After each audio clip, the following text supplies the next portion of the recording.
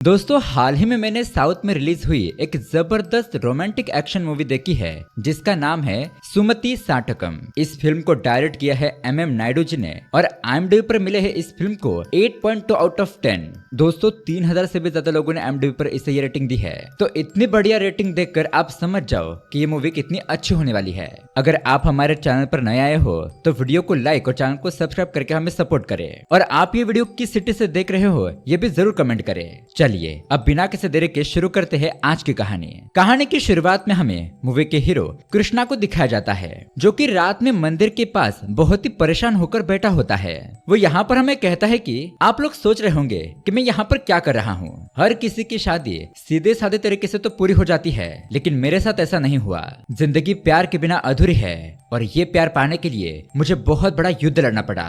और दोस्तों अब ये युद्ध क्या है यही दिखाने के लिए कहानी जाती है फ्लैशबैक में। अब यहाँ पर हमें वैकुंठपुरम गांव दिखाया जाता है जहां बचपन में कृष्णा अपनी दादी के साथ रहता है और यहाँ पर हमें पता चलता है कि कृष्णा को शादी के लिए बहुत ज्यादा क्रेज है। उसके गांव में जब भी किसी की शादी होती है वो बारात में बहुत ज्यादा नाचता है। जब एक बार स्कूल के टीचर सब बच्चों से पूछते हैं कि क्या तुम लोगों ने होमवर्क किया, जिसने भी होमवर्क नहीं किया होगा उसकी शादी जल्दी होगी। तो ये बात सुनकर कृष्णा अपना हाथ ऊपर करता है और कहता है कि सर मैंने होमवर्क नहीं किया, अच्छा है मेरी शादी जल्दी होगी। अब उसकी ये बात सुनकर सभी बच्चे हंसने लगते हैं और वो टीचर तो शॉक ही रह जाते हैं। ऐसे एक दिन कृष्णा के गांव में शादी चल रही थी और वो तो वहाँ पर दूल्हे की जगह पर ही बैठ जाता है। उसके दादी उसे उठाकर ले जाती है। अब यहाँ पर कृष्णा अपनी दादी से पूछता है कि दादी इस मंदिर में इतने सारे लोग शादी क्यों कर रहे हैं। दरअसल यहाँ पर सामूहिक विवाह चल रहा था। उसकी दादी उसे बताती है कि बेटा ये हमारे गांव का बहुत ही पुराना मंदिर है। जब श्री राम और माता सीता वनवास से लौट रहे थे तो उस वक्त उन्होंने इसी मंदिर में बहुत सारे लोगों की शादियां करवाई थी। तब से इस मंदिर पर भगवान राम और सीता का आशीर्वाद है। यहाँ पर जिनकी भी शादियां होती है वो कभी नहीं टूटती। तो कृष्णा अपनी दादी से कहता है कि दादी आप चिंता मत करो, मैं भी इसी मंदिर में शादी करूंगा। खैर अब समय बीतता है और हमें कुछ साल बाद का सीन दिखाया जाता है। अब यहाँ पर हम एक गांव के सरपंच राजू भाई को देखते हैं। ये एक अमीर बंदा होता है और उसे वीडियो बनाने का बहुत ही शौक होता है जिसके चलते उसने कुछ फंटर लोगों को इकट्ठा किया था जो उसकी वीडियो बनाते उसकी तारीफ करते। ये सरपंच गांव में जो भी काम करता उसकी रील बनाकर सोशल मीडिया पर डाल देता। अपनी वाहवाही करना इसे बहुत पसंद होता है।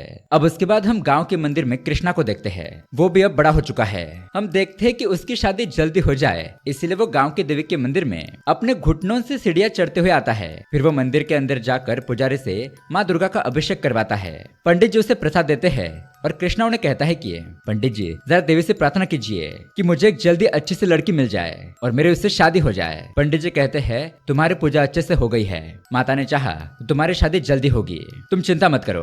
अब ये बात सुनकर कृष्णा बहुत ही खुश हो जाता है। यहाँ इस तरफ कृष्णा का एक दोस्त अपनी शादी का इन्विटेशन देने के लिए उसके घर पर आता है। यहाँ कृष्णा की दादी उस लड़के को देखकर कहती है कि अरे भाई साहब तू तो बहुत ही आवारागिरी करता था और मेरे पोते कृष्णा से तू तो 1 साल छोटा भी है। तुम्हारी शादी हो रही है और मेरे कृष्णा को अब तक एक लड़की भी नहीं पटी। पता नहीं उसकी किस्मत में क्या लिखा है, लेकिन तुम तो शादी के मामले में बहुत तेज निकले। तभी वहाँ पर कृष्णा आ चुका था और इन लोगों की बातें सुन लेता है। उसका दोस्त उसे कहता है कि तुम दोनों को मेरी शादी में जरूर आना ही होगा। ऐसा कहकर वो चला जाता है। अब दोस्तों उसके अगले सीन में हम देखते हैं कृष्णा का किराना सामान बेचने का दुकान होता है। यहाँ पर वो पूजा करके अपना काम शुरू कर देता है। लेकिन तभी वहाँ पर एक कस्टमर आता है और कृष्णा को बताता है कि अप्पा राव ने अपनी तीसरी बेटी की भी शादी कर ली। इस बात को सुनकर कृष्णा बहुत ही दुखी हो जाता है। अब वो इतना दुखी क्यों हो जाता है यह हमें फ्लैशबैक के जरिए दिखाया जाता है। कुछ साल पहले अप्पा राव कृष्णा की दुकान पर सामान खरीदने के लिए आया था। तब कृष्णा हाथों में पैसों की गड्डी लेकर उसे गिन रहा था। ये देखकर अप्पा राव उसे कहता है कि इस साल मैं अपनी बेटी की शादी करने वाला हूँ, क्या तुम मेरी बेटी से शादी करोगे।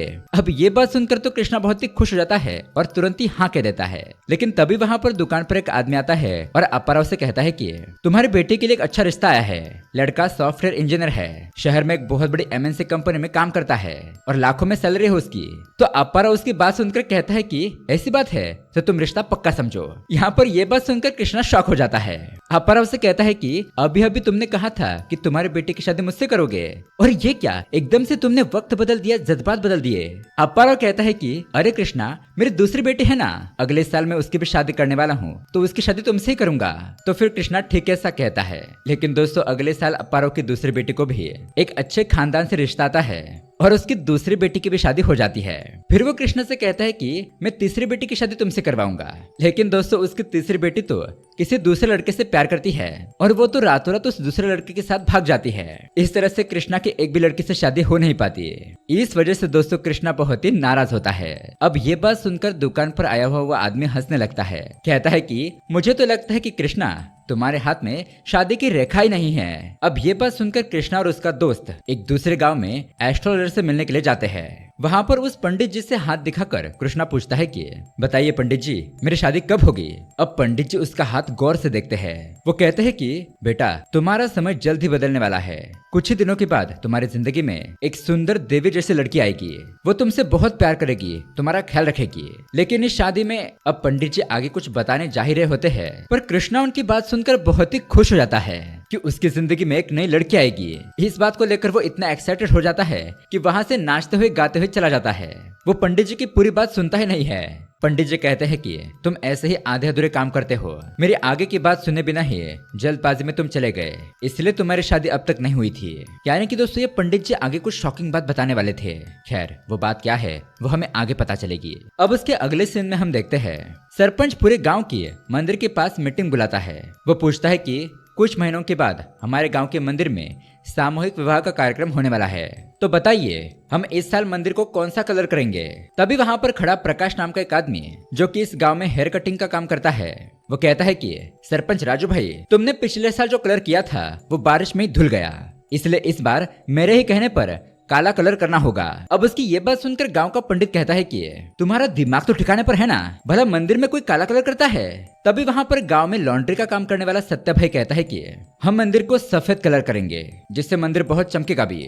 तभी गांव का डॉक्टर रवि कहता है कि अब सब लोगों को पता है कि मेरे गांव में कितनी वैल्यू है, इसलिए इस बार मेरे कहने पर हरा कलर ही लगाना होगा। उसके बाद पंडित सरपंच से कहता है कि ये सब लोग क्या अनाप शनाप बातें कर रहे हैं। देखो मंदिर में पीला कलर बहुत ही शुभ माना जाता है, इसलिए हमें पीला कलर ही करना चाहिए और ये हमें शास्त्रों में भी बताया गया है।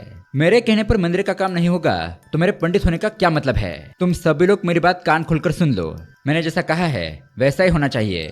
इस तरह से अब यहाँ पर सभी लोगों में आपस में मतभेद हो जाते हैं, लोगों के बीच में तू मैं हो जाती है। और इसी बहस के चलते प्रकाश कहता है कि अगर मंदिर को काला कलर नहीं कराया तो आज के बाद मैं गांव के किसी के भी बाल नहीं काटूंगा। तभी लॉन्ड्री वाला सत्या कहता है कि अगर ऐसा है और सफेद रंग नहीं लगाया तो मैं भी किसी के कपड़े नहीं धोऊंगा। फिर डॉक्टर कहता है कि अगर हरा कलर नहीं कराया तो मैं भी किसी का इलाज नहीं करूंगा। अब इनसे आगे पंडित कहता है कि अगर तुम लोग अपनी जिद पर अड़े ही हो तो मेरी भी बात सुन लो। अगर तुम लोगों ने मंदिर पर पीला कलर नहीं करवाया तो मैं भी गांव के किसी भी शुभ कार्य को नहीं करूंगा। तो सोच लो गांव में कोई भी शुभ कार्य नहीं होगा।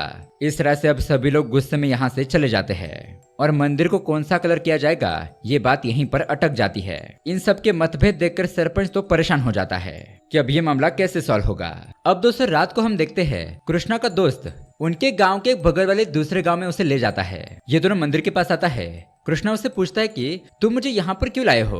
उसका दोस्त तेजा कहता है कि अरे इस गांव के मंदिर का आज बहुत बड़ा फेस्टिवल है। मैंने सोचा कि जैसा पंडित जी ने कहा है कि तुम्हारे लाइफ में जल्दी एक लड़की आने वाली है तो यहाँ पर फेस्टिवल को देखने के लिए बहुत सारे लोग आएंगे, इसलिए हो सकता है कि वो देवी जैसी लड़की तुम्हें यहीं पर मिल जाए। कृष्णा कहता है हाँ तुम्हारी बात सही है। फिर कृष्णा मंदिर के अंदर जाता है, भगवान से प्रार्थना करता है और यहाँ पर तभी उसकी नजर थोड़ी ही दूरी पर खड़ी एक सुंदर लड़की पर पड़ती है। उस लड़की को देखकर उसे लगता है कि ये लड़की वही है जो उसकी जिंदगी में आने वाली है और इतनी सुंदर लड़की को देखकर वो तो खुशी हो जाता है।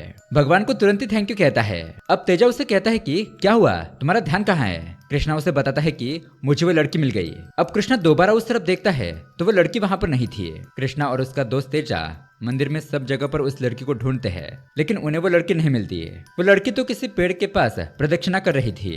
खैर अब अगले दिन हम इसी पालीगढ़ गांव में एक जगह पर बनी हुई फैक्ट्री को देखते हैं। वहां पर एक गुंडे के आदमियों ने गांव के कुछ लोगों को पकड़ कर रखा था। तभी वहां पर एंट्री होती है गुंडा कोंडा की। वो इन लोगों से कहता है कि तुम्हारी हिम्मत कैसे हुई मेरे खिलाफ गाँव के लोगों को भड़काने की। अगर दोबारा ऐसा हुआ तो इस बार तुम लोगों को मारा पीटा है। अगली बार तुम लोग जिंदा नहीं बचोगे।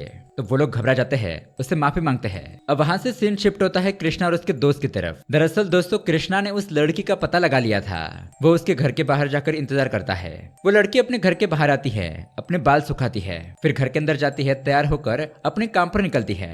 अब तभी वहां से वो कोंडा गुजर रहा होता है। वो कृष्णा और उसके दोस्त को देखकर कहता है कि तुम दोनों कौन हो और यहाँ पर क्या कर रहे हो? तेजा कहता है कुछ नहीं, हम पड़ोस के गांव वाले हैं, इस रास्ते से गुजर रहे थे तो हमारी गाड़ी यहाँ पर बंद पड़ गई। कोंडा कहता है ठीक है चलो जाओ यहाँ से। अब उसके जाने के बाद कृष्णा कहता है कि हमें उस लड़की के बारे में और भी इन्फॉर्मेशन निकालनी होगी। लेकिन दोस्तों यहाँ पर तो उसकी बाइक का पेट्रोल खत्म हो गया था, तो उसका दोस्त उसकी बाइक को धक्का देता है। फिर हम देखते हैं कि वो लड़की इस गांव के आंगनबाड़ी स्कूल में जाती है। कृष्णा भी वहां पर आता है और उसे पता चलता है कि वो लड़की एक टीचर है। तभी वहां पर स्कूल में खाना बनाने वाली कविता आती है। इन्हें पूछते हैं कि तुम कौन हो और यहाँ पर किसे देख रहे हो? कृष्णा घबराकर कुछ भी बोलने लगता है। कहता है कि हम पड़ोस के गांव के रहने वाले हैं, मेरे गांव में किराने की बहुत बड़ी दुकान है। कविता कहती है कि तुम तो ऐसे बता रहे हो जैसे कि कलेक्टर हो। अब ये बात कृष्णा की ईगो पर आ जाती है। वो कहता है कि तुम क्या किराने दुकान वाले को कम समझती हो? किराना दुकान वाला गाँव के लोगों को सभी तरह का सामान बेचता है, तभी तो वो लोग खाना बनाकर खाते हैं। कविता कहती है कि ठीक है अब चले जाओ यहाँ से। ऐसा कहकर वो अंदर जाती है। अब कृष्णा कहता है कि इस टीचर से जान पहचान बढ़ाने के लिए कोई रास्ता ढूंढना होगा।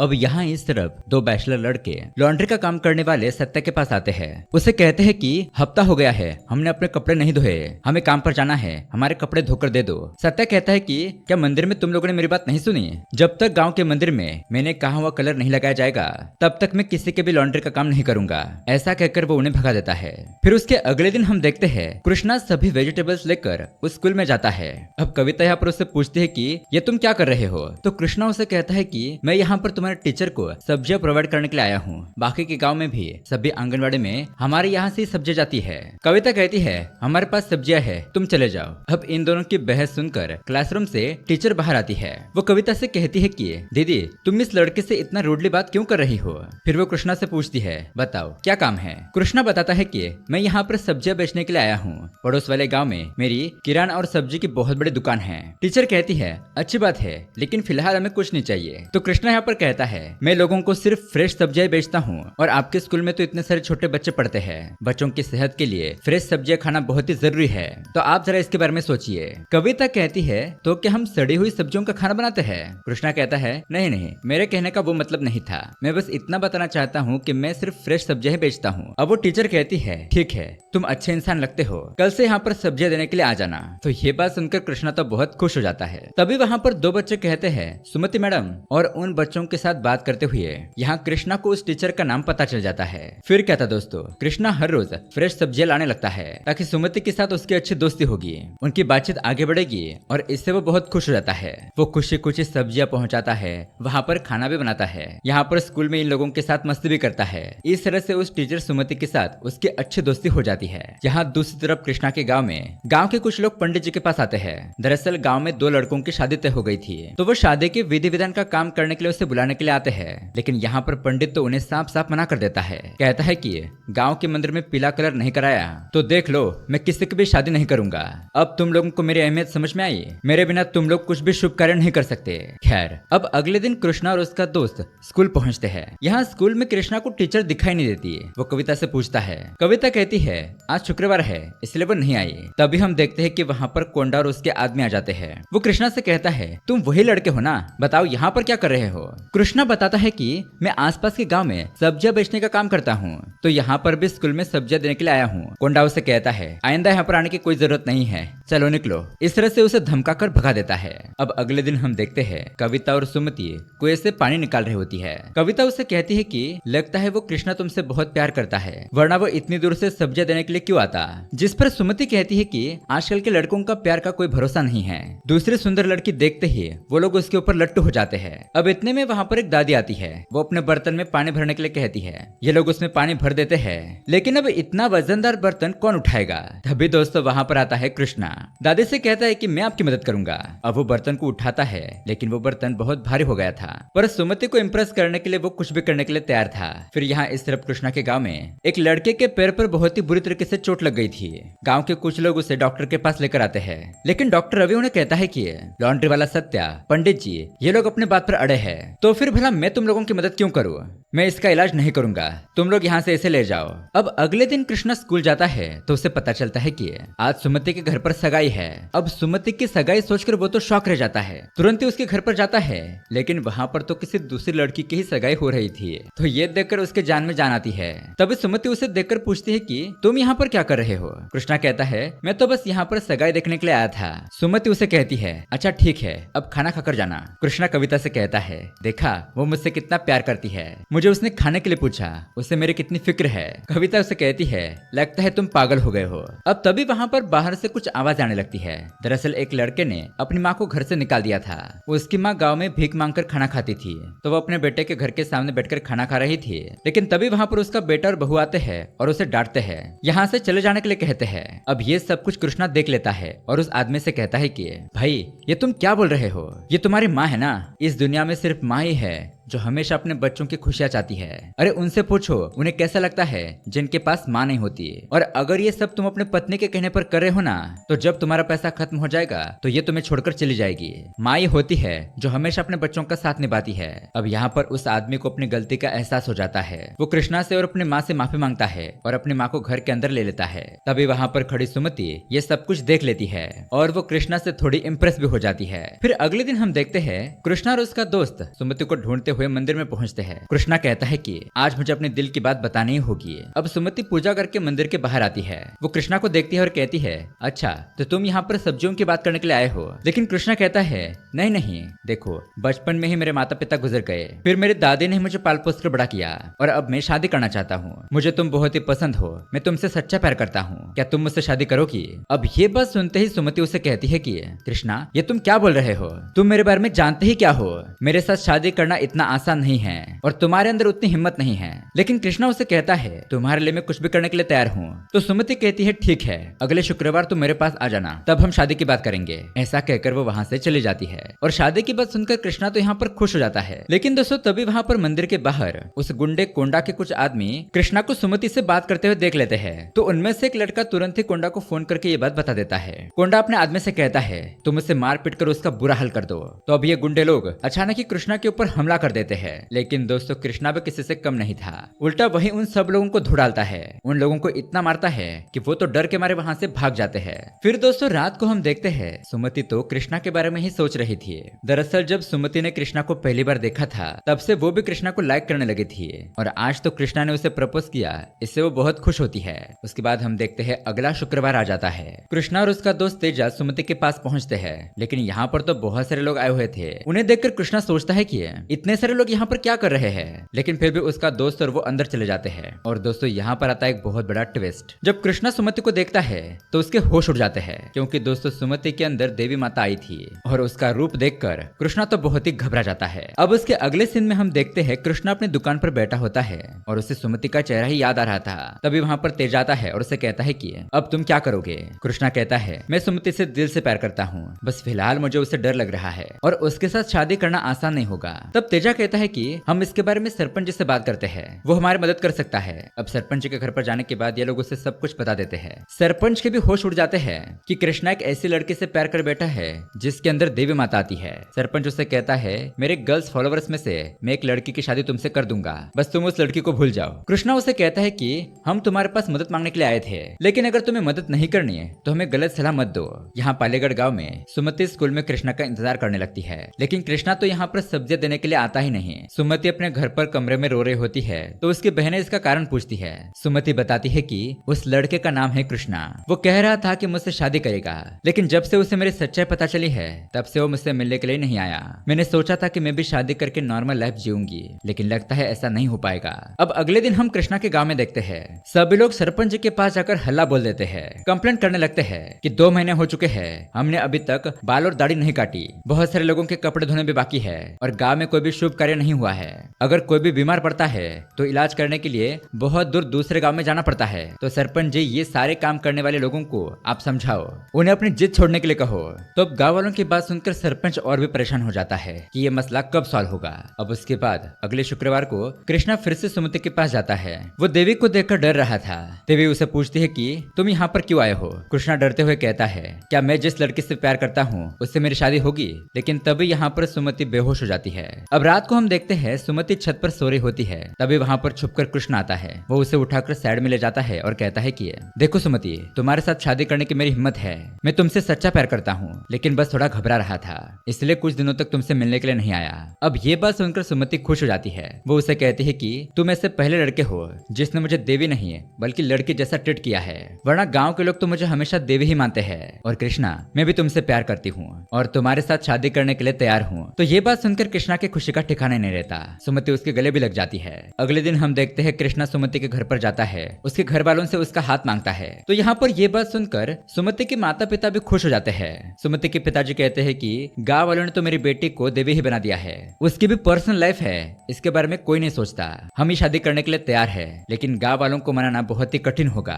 अब उसके बाद हम देखते हैं यहाँ कृष्णा के गाँव में सरपंच कुछ लोगों को बताता है कि कृष्णा एक ऐसी लड़की से प्यार करता है जिसके अंदर देवी माता आती है और वो उसे शादी करना चाहता है। तो ये बात सुनकर सभी लोग हैरान हो जाते हैं, कहते हैं कि नहीं नहीं, ऐसी लड़की से शादी नहीं करनी चाहिए, हम तो शादी के सख्त खिलाफ है। ऐसा कहकर वो लोग चले जाते हैं। दरअसल यहाँ पर सरपंच ने उन लोगों को उनका सपोर्ट पाने के लिए ये बात बताई थी, ताकि वो इन लोगों को अपने साथ ले जाकर उस दूसरे गाँव में सुमति का हाथ मांग सके। लेकिन यहाँ पर तो मामला और भी बिगड़ गया। तो सरपंच ये बात कृष्णा को बता देता है। कृष्णा कहता है कि ठीक है, इन लोगों को सीधा कैसे करना है मैं अच्छी तरीके से जानता हूँ। अब अगले दिन हम देखते हैं कृष्णा 5-6 वॉशिंग मशीन खरीद लेता है और गांव के सभी लोगों के कपड़े फ्री में धोकर दे देता है, जिससे कि गांव के सभी लोग खुश हो जाते हैं और उसे थैंक यू कहते हैं। अब एक आदमी यही बात जाकर उस लॉन्ड्री का काम करने वाले सत्या को बताता है। उसकी पत्नी कहती है कि देखा, मैंने कहा था अपनी जिद पर अड़े मत रहो।